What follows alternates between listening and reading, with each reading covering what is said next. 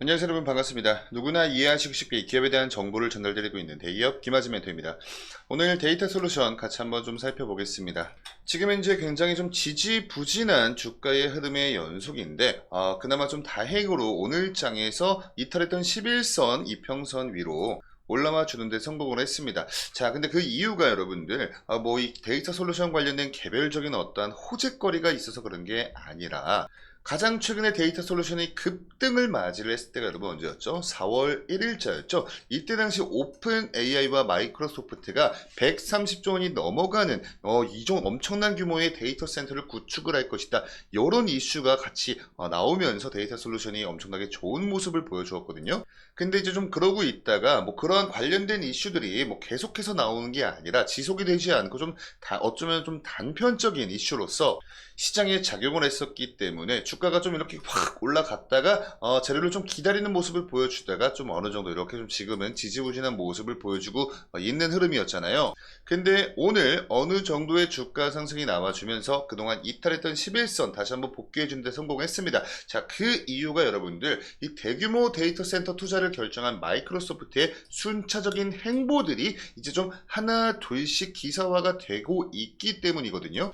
그래서 오늘은 이런 거 관련된 이슈를 좀 포커스 맞춰서 같이 한번 좀 살펴볼 거예요. 우선은 이 AI를 장착한 마이크로소프트의 검색 엔진이죠. 바로 빙이라는 요 포털 엔진이 요 성장에 실질적으로 구글 검색 점유율이 줄어들었다라는 이슈가 있었습니다. 그러니까 마이크로소프트 입장에서 좀 어느 정도 유의미한 성과를 거둔 거죠. 자, 그리고 이 마이크로소프트가 구글과 오픈 AI와 경쟁할 4세대 AI 모델을 준비를 하고 있다라는 이슈도 우리 요번에 이 황금 연휴 기간 동안 올라왔어요. 그래서 요거 자체가 사실 실질적으로 이 데이터 센터 확보에 관련된 필요성이 더 증가가 되고 있는 그런 이슈거든요.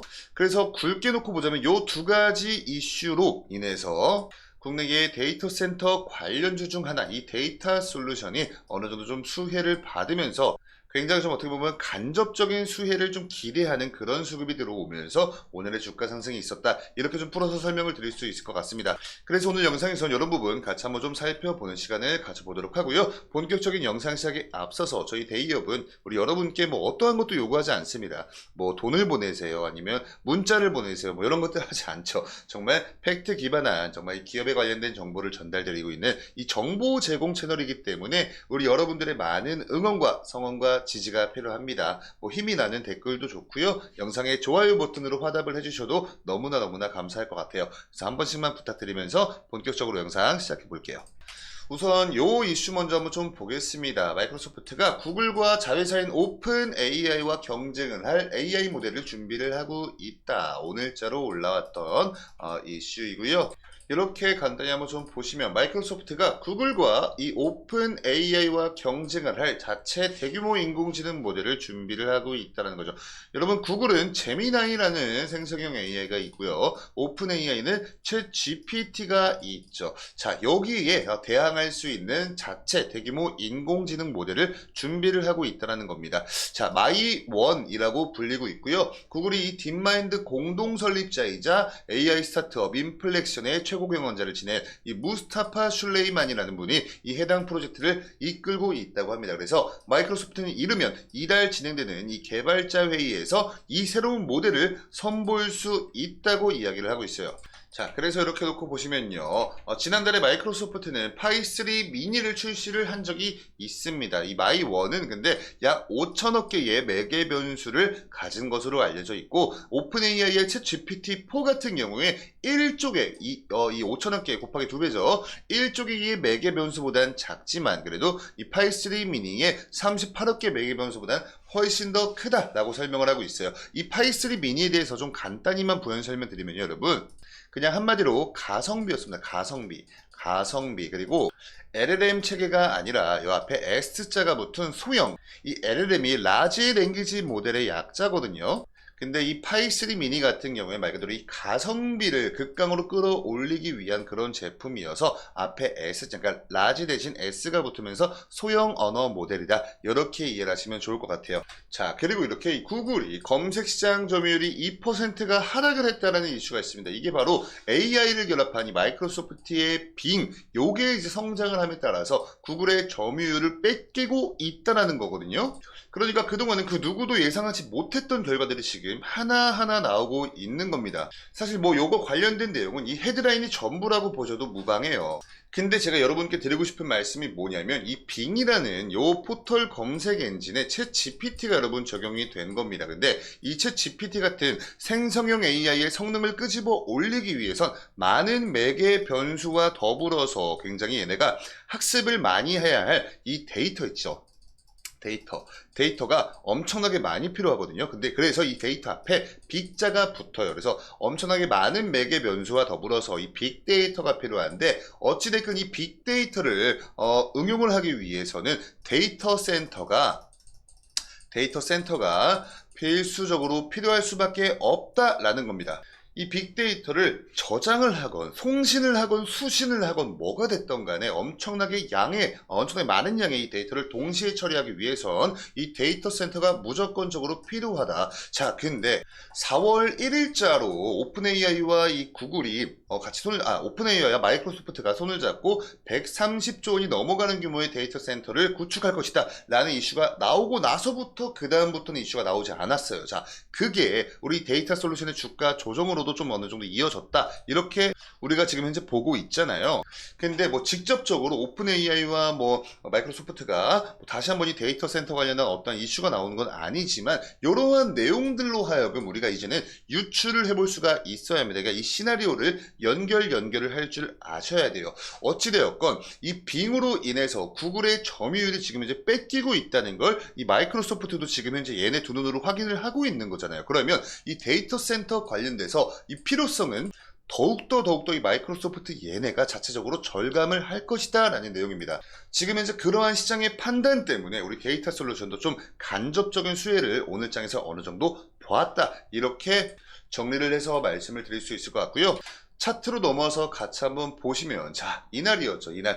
이 데이터 솔루션이 상한가에 도달했던 이날이 바로 마이크로소프트와 오픈AI가 130조 원이 넘어갈린 데이터 센터에 구축을 할 것이다 라는 이슈 때문에 국내의 이 대표적인 데이터 센터 관련주로 꼽히고 있는 데이터 솔루션이 상한가에 갈 수가 있었습니다. 근데 그 다음날 또 그 다음날까지 어떠한 좀 재료를 기다리고 있는 움직임을 보여주다가 재료가 더 이상 나오지 않자 이렇게 주가 조정이 나왔어요. 그러다 결국 소폭 반등해주는 데는 성공을 했지만 이때 당시 좀 지지를 받았던 요 구간이 저항 라인으로 작용을 하면서 저항에 쭉 밀리고 가장 최근까지는 이렇게 다시 한번 좀 당겨서 볼게요. 이렇게 작지만 이런 좀 박스권 횡보를 이어가고 있었습니다.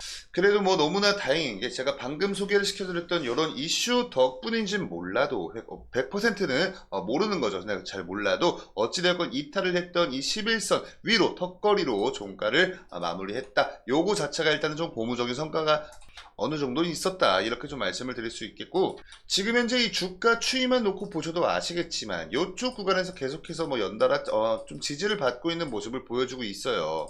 이게 뭐 상승도 아니고 이탈도 아니고 딱 요 구간에서 횡보를 하고 있다는 것 자체가 어떠한 다시 한번 상승을 할 수 있는 이 어떠한 재료, 요 트리거를 기다리고 있는 그러한 흐름으로 여러분들께서 이해를 하시면 되거든요. 근데 어찌되었건 이 마이크로소프트로 하여금 이때 당시 이 데이터 센터 구축을 할 것이다 라는 이슈 때문에 강한 상승이 나왔던 만큼 요런 이 데이터 센터 관련된 마이크로소프트의 좀 점진적인 순차적인 움직임, 즉 행보들이 하나하나 가시와 언론화가 되고 있다는 점입니다. 그래서 그 부분에 포커스를 맞춰놓고 보면 충분히 추가적인 상승 모멘텀 우리가 기대해 볼 수 있는 여력은 아직도 남아있다. 이렇게 좀 말씀을 드릴 수가 있을 것 같고요. 지금까지 가장 최근까지도 외국인의 수급은 좀 꾸준히 들어와 주고 있어요. 지금 이제 횡보를 하고 있는 이 구간에서 좀 답답한 이 개인분들께서 많은 좀 매도 물량들을 던지고 손절을 하고 계신 지금 이 추이에서 이 외국인들은 그 물량들을 꾸준하게 좀 받아주고 있다라는 점, 이 부분도 한 번씩 체크를 하시면 좋을 것 같습니다. 자, 그래서 어찌 되었건 간에 가장 단기적인 관점에선 이 강한 급등 상한가가 썼던 요때 당시 지지를 받았던 요 구간에서도 계속해서 이 주가가 방어가 되고 있다는 점 자체가 일단은 우리한테 상당히 고무적이다, 이렇게 좀 말씀을 드릴 수가 있겠고, 결국에 이 데이터 센터 관련된 이슈는 끊임없이 나올 겁니다. 지금 근데 이 데이터 센터 이 관련된 이슈가 이제는 에너지로 가가지고, 에너지, 이게 또 전력 수급 문제, 이렇게 지금 가가지고 국내 뭐 전력 관련된 이런 종목들도 굉장히 좋은 모습 보여주고 있고, 미국도 마찬가지거든요. 근데 이런 테마에 이 종목들에 어느 정도 좀 수급이 들어가 주고 나서부터는 다시 한번 이 데이터 센터 관련주로 순환매가 이어질 가능성이 굉장히 높습니다. 그래서 우리 여러분들도 이런 부분 좀 간단히 체크를 해 가시면서 투자를 하신다면 보다 더 안전한 투자를 하실 수 있을 것 같다, 이런 좀 생각이 들고요. 지금까지 데이터 솔루션 관련된 오늘 영상의 내용이 여러분께 도움 되셨으면 영상에 좋아요 버튼으로 많은 응원도 한 번씩 부탁드리면서 저는 다음 영상으로 인사드릴게요. 감사합니다.